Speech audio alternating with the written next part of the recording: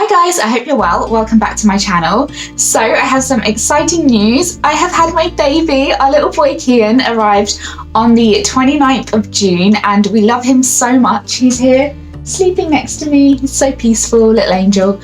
If you're new here, my name is Barbie and I would love for you to subscribe down below and also make sure you hit the bell button so that you're notified every time I post a new video. So I am 1 week postpartum now and I really wanted to film this video while my labour is still fresh in my mind. It was the most incredible experience. I did not think it would go anywhere near as well as it did.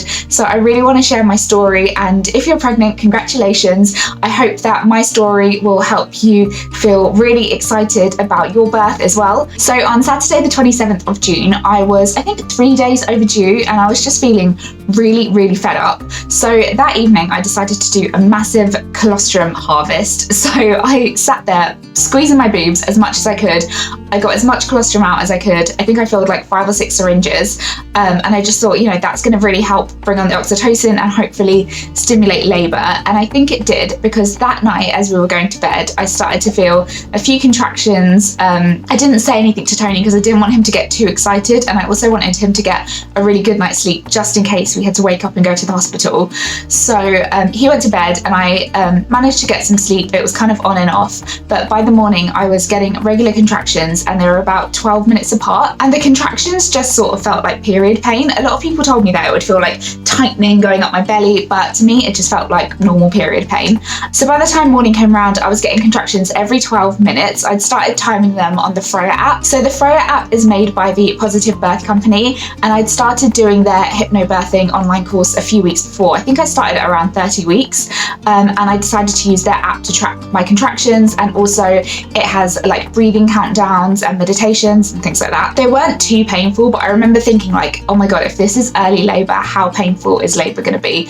I was freaking out a bit at that point, but I was just also really excited that something was happening. I had no signs before labour that anything was going to happen. So if you are overdue and you're thinking like, god, why has nothing happened yet? Don't worry, it will start, and it will start all of a sudden. Oh, you're cute, Papa. So I was having these contractions, and then when Tony woke up I decided to tell him, and he was so excited. He was literally like, the baby's coming, so excited. But then I got out of bed and we had some breakfast and everything stopped. So that was a little bit disheartening, but I did have a sweep booked for 11 a.m. So I went off to my sweep. I had a really lovely midwife. She was so kind and explained everything really well, but the sweep was horrendous. But it was really horrible and painful and uncomfortable. I know sweeps are different for everyone, but I think if I was pregnant again I would probably decline a sweep. Just because I really didn't enjoy it. So during the sweep, while the midwife was up there, she said that baby's head was really low. She could literally kind of feel his head through my cervix, and she said that I was already 2 centimeters dilated, which was really good news. But that evening I did start having contractions. They weren't really worth timing. They were quite sporadic, but I was getting them. But I don't know if that was because of the sweep or if they would have just started coming on anyway.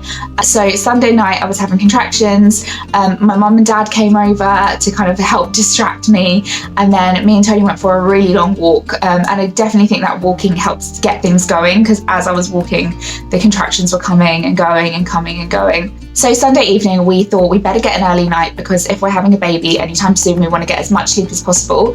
I told Tony to come and sleep in the living room so that I could have the bed to myself, and I made the room really cozy. I dimmed the lights, I put on my little electric candles, sprayed my lavender room spray, and I kind of just laboured in the room by myself. At around midnight I got a really big bloody show. A lot of mucus was coming out, and before that I'd had little bits of discharge, thinking like, oh, maybe it's my mucus plug. But trust me, when you see your bloody show, like, it's there, it's huge. So I had that, and then I was getting contractions, and then I started timing them, and they were coming around every 10 minutes. So between midnight to around 3 o'clock I just was in the room by myself, labouring, kind of trying to just breathe through them and sleep when I could.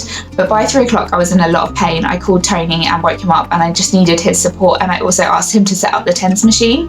I was a bit nervous about using the TENS machine because I thought it might be really painful. I heard it's like an electric shock, but it's actually like a really nice tingling sensation, and the pain from my contractions was really low. A lot of people have said that it's in your back or in your tummy, but my contractions were really, really low in my cervix and also in my hip flexors. My hips were just really, really hurting. So I think if your contractions are in your back, a TENS machine would be amazing. I still loved it. I had it pumped up right to the top. But yeah, after 3 a.m, I had the TENS machine on. I was on all fours on my yoga mat, just trying to breathe through the contractions. I just had a really nice labour playlist that I put together. It had loads of songs that I like and know the words to and are really relaxing and, you know, just like really like lovely soppy songs. So I had that on and I was breathing myself. Tony was counting me through sometimes and we kind of just laboured together for the next few hours. It was so nice having him there. Tony was the most amazing birth partner. I could not have done it without him. He held my hand through every single contraction and talked me through it. He pretty much coached me through labour. And again, I think the Positive Birth Company Pact really helped him kind of prepare for that. But yeah, so we were just at home. There was times where I kind of was on all fours with my head in his lap and he was stroking my hair, just like, you can do this, you can do this. It was actually really nice. I know that sounds weird, but it was quite like soppy. We were like, oh, our baby's coming and there's this nice music on and candles lit everywhere. So yeah, that was a really nice part of the labour. But I did get to a point where I was like, I can't do this anymore. I was also getting really, really tired. So at some point, I can't remember when, but I did get in bed and I tried to sleep. My contractions really slowed down when I tried to sleep. They started coming like every 10 minutes rather than every kind of 5-6 minutes, which is where they were at before. But I did manage to get like a little bit of sleep. And then as soon as I stood up again, the contractions started coming on fast. Like within an hour, I stood up and they'd gone back to like 5-6 minutes. We called the hospital and they said that I should come in when my contractions were like every 2 to 3 minutes. But I was at like every 5 minutes and I was in a lot of pain. And I was just like, I don't know how I'm going to get to the hospital if we wait any longer. So by that point, it was about 7:30. We called the hospital again and they were like, yep, come on in. If you're in a lot of pain and you need help, just come in. I'm so silly. While I was pregnant, I was like, when I'm in early labour, I'll go have a shower, wash my hair, sort myself out. But I went into hospital looking like a complete tramp. I did not shower. My hair was in a bun. I was wearing a big, ugly, massive t-shirt, pajama bottoms that were like pulled down so that the TENS machine could be on my back. I looked a hot mess. But anyways, we went to the hospital. I was in the back seat of the car. Tony put some maternity pads down and some carrier bags in the back seat, just in case my water broke. So I was in the back seat of the car, just holding on for dear life as I was getting these contractions. So the car ride was actually really short. We're only about 10 minutes away from the hospital, but the car park to the birthing centre is such a long walk. So it took us a good maybe like 10-15 minutes to get there. We had to keep stopping for me to have contractions. But anyways, we made it there. We got to the birth centre. We had all our bags. I took my big yoga mat with me so that I could labour on the floor. And then they were like, oh, can you just wait a minute? So we got there and they kind of shoved us around in the corridor for a while. And then they put us in a room to just wait. I decided that that was going to be my birthing room. So while we were waiting, we just started setting everything up because we just assumed that that is where we were going to be. But it took like a while for someone to actually come and see us and sort us out.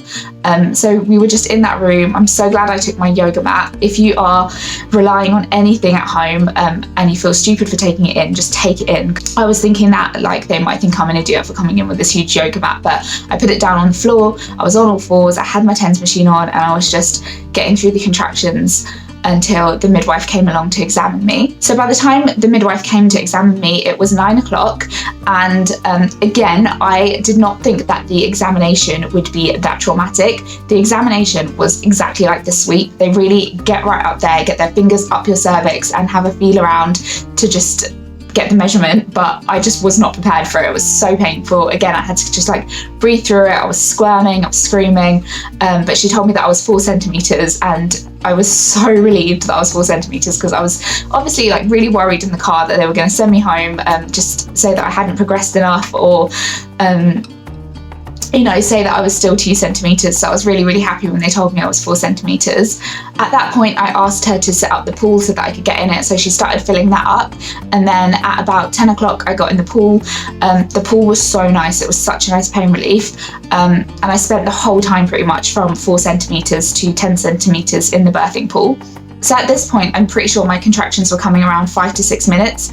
And I thought that was really weird because she told me not to come to the hospital till they were every 2 to 3 minutes. So I think even if your timings aren't completely right, just go with what your instinct is. If you feel you need to go to the hospital, go to the hospital. But yeah, after that, I was just in the pool for what felt like a really, really long time. We brought a Bluetooth speaker, so I had my playlist on. Tony was spraying my lovely lavender spray everywhere. I also had some clary sage essential oil and a little flannel, and I was kind of breathing that in just to get like the nice aromas around me. At about 10:45, I asked for gas and air, and it was just a little pipe that was attached to the wall, and she gave that to me, and I was using it to breathe through my contractions. The gas and air does not take away any pain. You can still feel all of the pain, but it just makes you go like a little bit woozy, and I felt that having something to like hold on to and breathe through helped me control my breathing more as well. I felt like a lot of labour is just trying to stay in control, especially if you're doing hypnobirthing. So yeah, I was just in the pool. Tony was there next to me. He was holding my hand.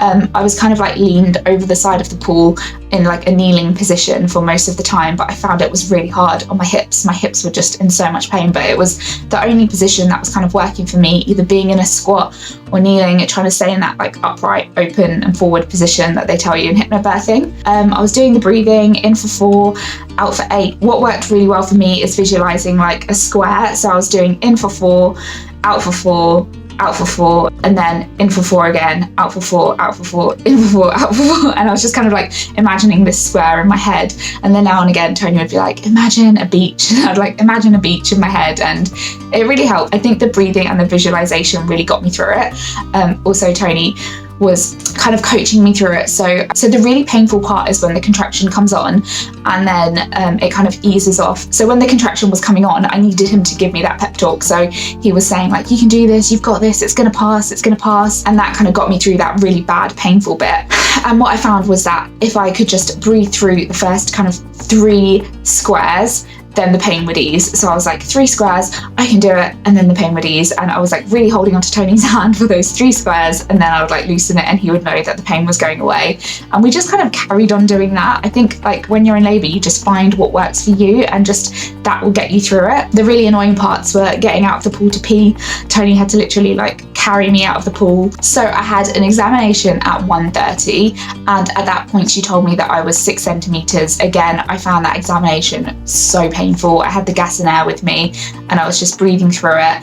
I know I could have declined them, but I really wanted to know where I was at. Some people say that when they're in labour, you know, they kind of lose track of time, but I just felt really present and I really knew where I was, what time it was, everything that was happening. I was really aware of it. I think that's because I wasn't taking in too much gas and air. I would just use it for that first part of the contraction, the really painful part, and then I would just breathe without it, just because I didn't want to get too woozy, and you know, I just wanted to like be there and experience it. I didn't want to be completely off my face until right at the end when I was completely off my face and gas and air.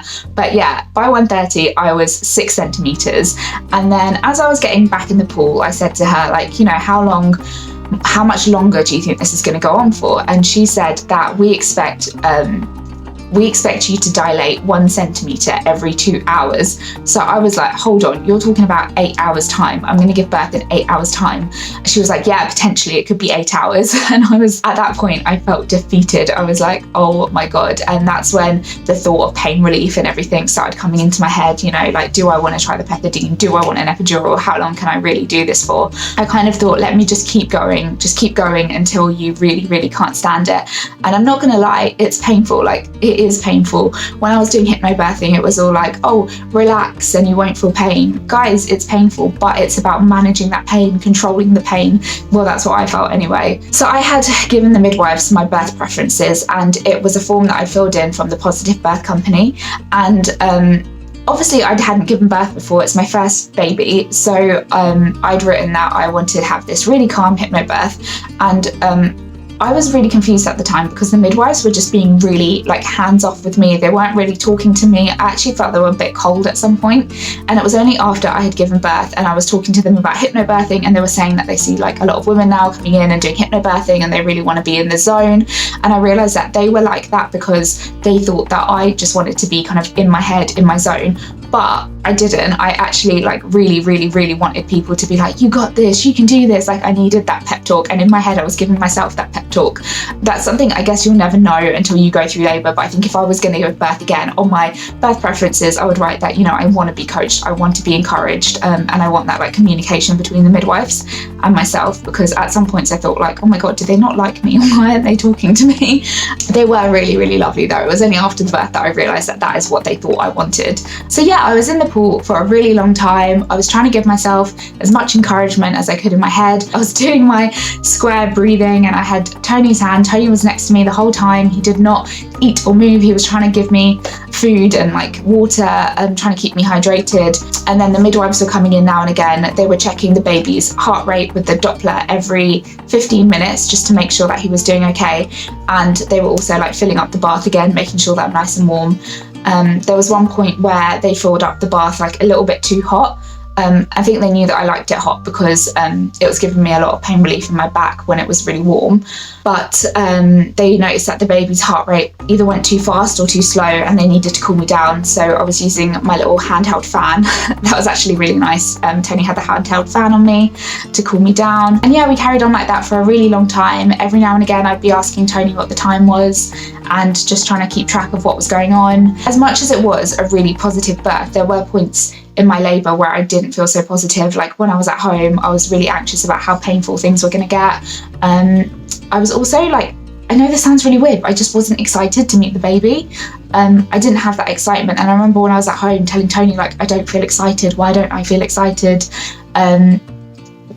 And yeah, I did have a few like weird thoughts during labour, but most of the time I was kind of like, just get through it. But I guess having a baby is such a huge deal. I still didn't process that at the end of this, I'm going to have my baby. I don't know if that's normal or weird, but yeah, that's just how I felt. Then around like 4 o'clock, my contractions started coming on really strong. Like all in the lead up, I'd been having a like 4 to 5 minute break between each contraction where I could sit and relax and kind of like, you know, just get my energy back up again and prepare myself for the next one. But by 4 o'clock, the contractions started coming on fast. Like I think it was around like a minute in between them, and then it started coming on faster and faster.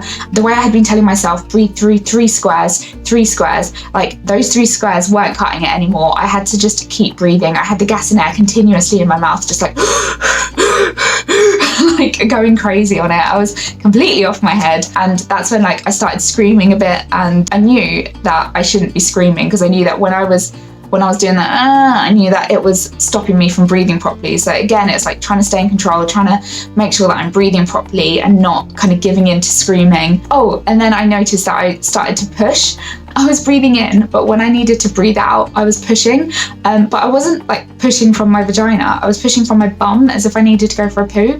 And I felt like I was really doing damage to my bum because I was like, oh my God, I'm going to get like piles or hemorrhoids or something, the way that I was pushing so hard. And obviously like nothing was coming out. I'm sure if I needed to poo at that point, I would have pooped. And I kept telling the midwife, you know, I need to push. I keep pushing from my bum.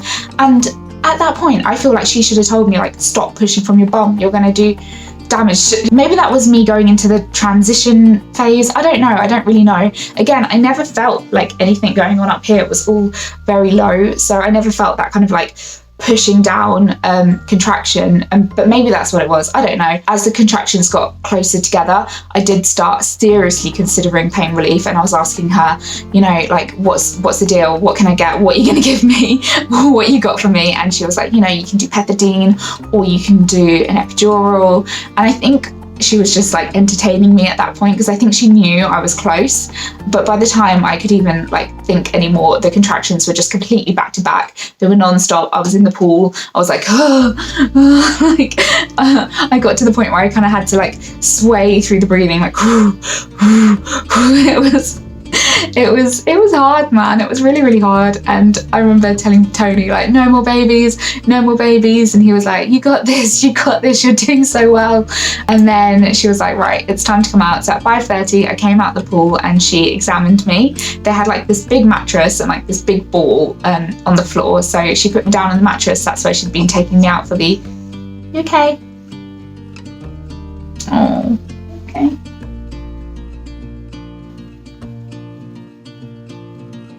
that's where she'd been putting me for the examinations and stuff like that. So she took me out, she put me on the bed and she did the examination, and this time it actually didn't hurt as much. I'm guessing because I was so dilated, she wasn't actually having to shove too hard up there.